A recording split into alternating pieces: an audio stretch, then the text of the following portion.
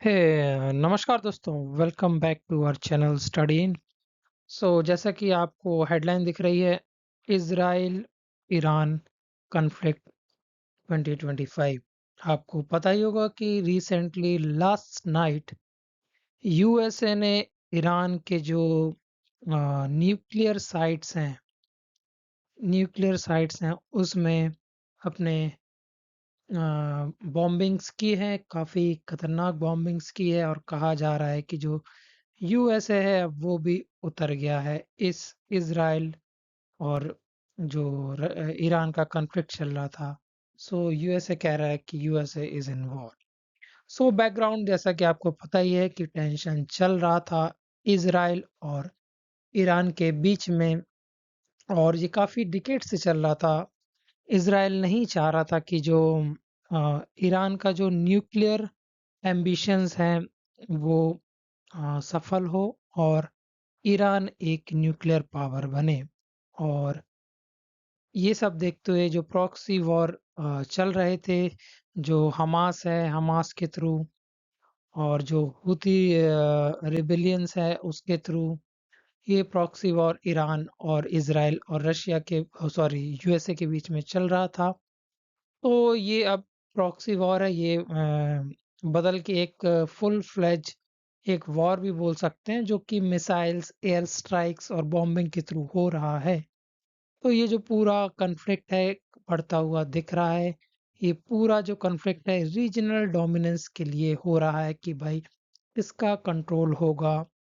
जो अ, हमारा जो स्विस कैनाल है, मैं जैसे कि आपको दिखा दूं, ये है मैप मिड जिसमें ये पूरा मिडिल ईस्ट है, जिसमें सऊदी, ये है ईरान, और ये है हमारा स्विस कैनाल।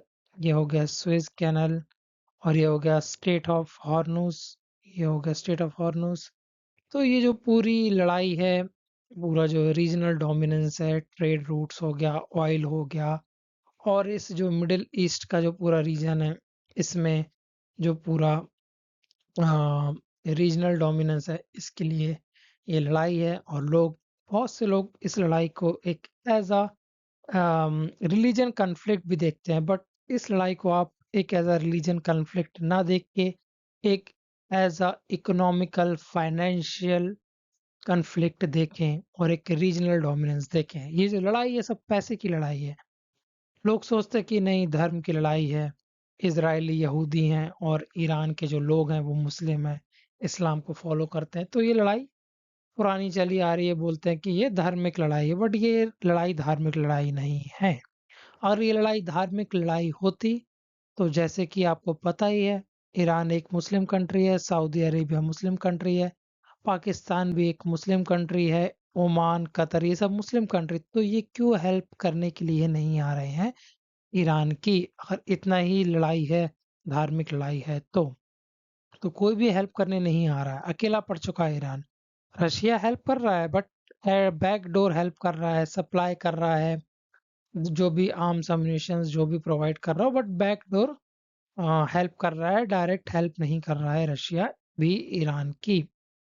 वो भी रशिया इसलिए हेल्प कर रहा है क्योंकि जो कि वो है, क्या बोलते हैं, यूएसए सपोर्ट कर रहा है इसराइल को, इसलिए रशिया हेल्प कर रहा है।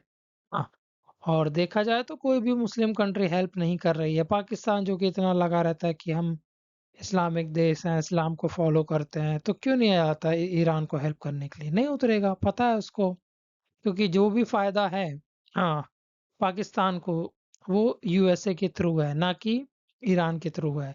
यूएसए पैसे देता था। अभी आपने देखा है जनरल आसिम मुनीर, जो कि वहाँ के पाकिस्तान के मिलिट्री के हेड हैं, वो गए हुए थे यूएसए।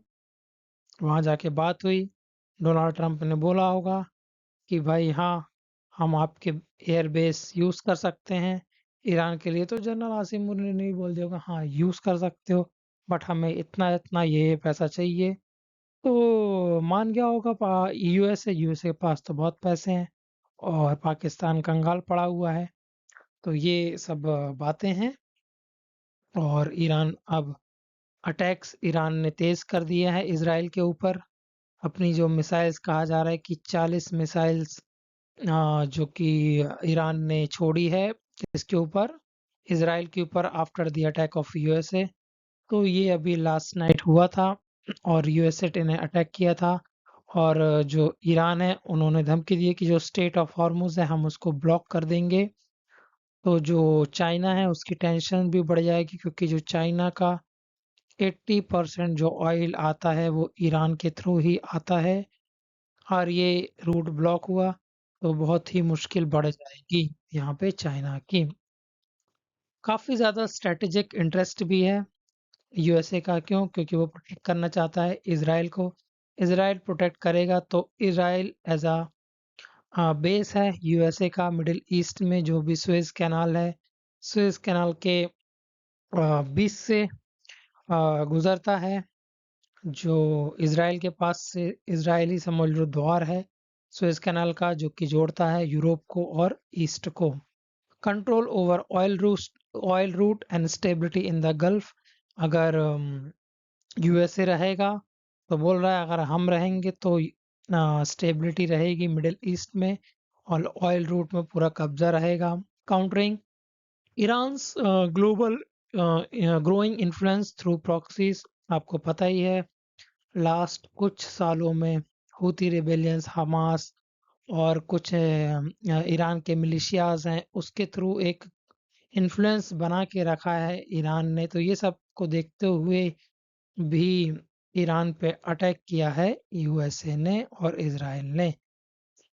हिस्टोरिकल का कंटेक्स्ट हम अगर देखें तो 1979 का जो इरानियन रिवॉल्यूशन हुआ था उसके पहले जो वहाँ पे सरकार हुआ करती थी वो यूएसए की सपोर्ट सरकार ही हुआ करती थी।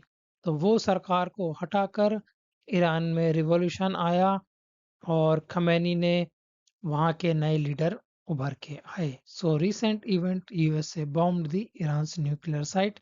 ये भी एक रीजन रहा है हिस्टोरिकली आप देखा जाए। वो वही चाह रहा है यूएसए फिर से कि हम फिर से वहाँ पे अपनी सरकार लाएं और एक हमारा बंदा वहाँ पे जाके बैठे। और यमन है, यमन ने भी धमकी दे दी है कि जो भी यूएसए की शिप्स हैं हम उस पे अटैक करेंगे अगर इस रूट से अगर जो भी शिप्स निकली तो। हाँ, Oman, UAE, Qatar, Bahrain, Saudi, ये देश कुछ हेल्प नहीं कर रहे हैं। जो ओआईसी है, ऑर्गेनाइजेशन ऑफ इस्लामिक कॉरपोरेशन, ये भी कुछ खासा इनसे हेल्प की उम्मीद दिख नहीं रही है ईरान को। एक रशिया ही है जो हेल्प कर सकता है क्या बोलते हैं ईरान की। और चाइना भी जहाँ तक सप्लाई कर सकता है बैकग्राउंड, क्योंकि जो ऑयल डिपेंडेंसी चाइना की बहुत ज़्यादा है ईरान पे। और जो यूएसए है आपको पता ही हो कि जो यूएसए के बेस कतर में है एयरबेस, सऊदी में है एयरबेस, और इराक में भी है कुछ एयरबेस जहाँ से वो अटैक कर सकता है ईरान पे मिसाइल या एयरफोर्स के थ्रू। और जो मुस्लिम कंट्रीज हैं जैसा कि आपको मैंने बताया है जिसमें इजिप्ट भी शामिल है, इन्होंने भी कुछ अच्छा खासा कुछ रिस्पॉन्स नहीं दिया है after the attack of USA. इन सब की प्रायोरिटी क्या है? सऊदी यूएई की प्रायोरिटी है कि इकोनॉमिक स्टेबिलिटी बने रहे, क्योंकि इनके जो टाइज हैं विथ यूएसए और इसराइल काफ़ी अच्छे हैं। और वहीं ईरान को जो कि एक एज अ शिया राइवल भी देखते हैं ये अदर कंट्रीज, क्योंकि जो सऊदी अरेबिया है, यूएई है और जो पाकिस्तान को भी हम ले लें, यहाँ पे सुन्नी डोमिनेंस ज़्यादा है। तो एक शिया सुन्नी कॉन्फ्लिक्ट भी चलता है इन देशों में। तो ये तो चाह ही रहे होंगे कि ईरान ख़त्म हो जाए, इसलिए भी ईरान की हेल्प नहीं करते हैं ये देश, क्योंकि एक शिया सुन्नी का हिस्टोरिकली काफ़ी लड़ाई चली आ रही है। तो ये देख के भी हेल्प नहीं करते हैं। और पाकिस्तान को कहा जाए तो वो एक इकोनॉमिक क्राइसिस भी झेल रहा है, तो वो तो चाहेगा ही कि यूएसए हमसे हमें जितना पैसा मिले हम उसको जैसी हेल्प होगी हम प्रोवाइड करेंगे। तो ये पाकिस्तान चाह रहा होगा कि जो जैसी भी हेल्प बढ़ेगी यूएसए को प्रोवाइड करेगा पाकिस्तान। जैसा कि अफ़गानिस्तान में भी जब रशिया का जो वॉर जब चल रहा था रशिया और यूएसए का, तो पाकिस्तान ने हेल्प किया था, तालिबान खड़ा किया था, मुजाहिदीन खड़े किए थे उस समय। सो जो शिया सुन्नी डिवाइड है ये देखने को मिल रहा है। और OIC calls for a restraint but avoiding siding with Iran. तो ईरान की तरफ डायरेक्ट नहीं जा रहा है ओआईसी, क्योंकि आपको भी पता है कि ओआईसी में काफ़ी सारे ऐसे जो मुस्लिम कंट्रीज़ हैं जो कि डायरेक्ट यूएसए के साथ उनके अच्छे टाइज़ हैं। वहीं रशिया वहीं जो रशिया है, चाइना है और इंडिया का क्या रोल है इसमें?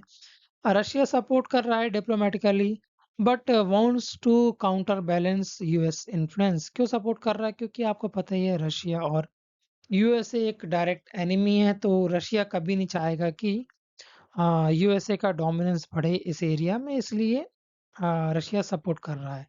और चाइना के स्ट्रैटेजिक टाइज भी हैं ईरान के साथ और सऊदी अरेबिया के साथ, तो इसलिए कह रहा है कि ज़्यादा वॉर ना बढ़े, इसलिए सीज फायर के लिए अनाउंसमेंट दी है चाइना कि भाई जल्द से जल्द आप लोग एक सीज फायर करें।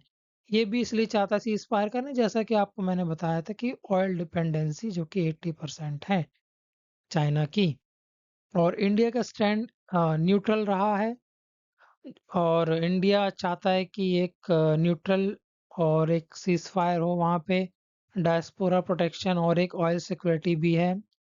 इंडिया जो कि इंडिया देखता है उस तरफ, और एक हिस्टोरिकल टाइज भी है इंडिया के ईरान के साथ। बट जो इसराइल के साथ अभी रिसेंटली जो काफ़ी ज़्यादा टेक्निकल और मिलिट्री इन्फ्लुएंस बढ़ा है, काफ़ी ज़्यादा टाइज बढ़े हैं ईरान के साथ, तो एक बैलेंस और एक न्यूट्रल अप्रोच लेके चल रहा है इंडिया इस कॉन्फ्लिक्ट में। तो चलिए दोस्तों, यही था इस वीडियो में। अगर आपको वीडियो अच्छा लगा हो तो please subscribe and like our channel study in.